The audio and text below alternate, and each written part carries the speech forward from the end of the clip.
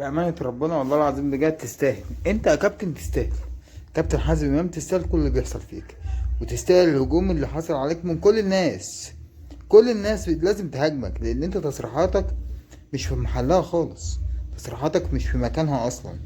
تصريحاتك ماشية بالعكس زي ما بيقولوا. انت خسرت حضرتك انت خسرت قدام تونس بتلاتة. 3 اهداف، 3 يا حبيبي، بالتلاتة. تمام.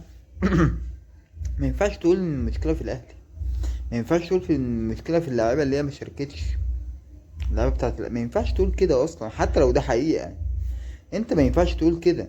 سيبك بقى من هجومك على الاهلي ولا سيبك من الكلام ده، اركنه على جنب. انت كراجل مسؤول ما ينفعش تختزل المنتخب في 4 لعيبه من فريق. فين بقيه الفرق يا جماعه؟ وبعدين انت معاك صلاحيه يا باشا ان انت تنقي اللي انت عايزه. معاك صلاحيه ان انت تنقي اللي انت عايزه من اي فريق وخد اللي انت عايزه. فانت ما ينفعش كده، ما ينفعش اللي انت قلته ده اصلا. ما ينفعش. ما تجيش تلقيحك على الاهلي ده مش حلو، مش لذيذ بجد والله. مش هيصب لك انت في اي مصلحة خالص. خالص غير ان انت زعلت الجماهير منك، ده اول حاجة. وتاني حاجة هتلاقي محدش هيجي في صفك. ما ينفعش.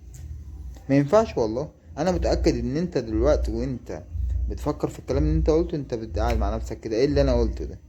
ايه اللي انا عكيته ده؟ يا نهار ابيض، ايه العك اللي انا عملته ده؟